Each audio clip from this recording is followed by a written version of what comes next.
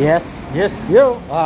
Dahil back day ako kahapon, kaya inumpisahan ko yung workout ko sa isang mahibagang pull up.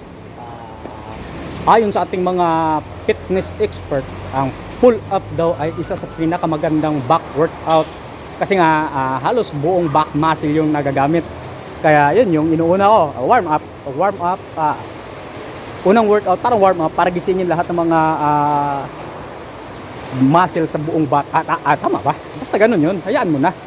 Tapos ganun pa rin, time under tension technique.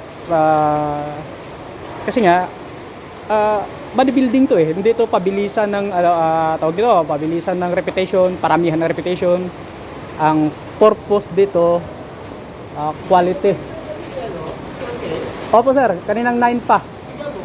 Wala pa po sir, di pa dumating. Sigabo ba duty ngayon? Wala pa po sir eh, baka mamaya, ay alas 10 na pala may Sudan.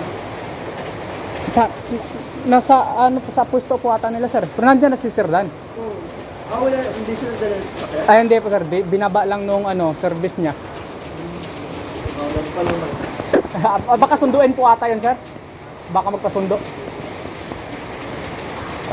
Yun na nga. Ganun lang talaga yun. Time under tension technique, yes. Okay, yun yung last repetition, yun yung sinasabi nilang close to failure. Talagang half na lang. Pwede pa naman din talaga mag-extra ganun, pero half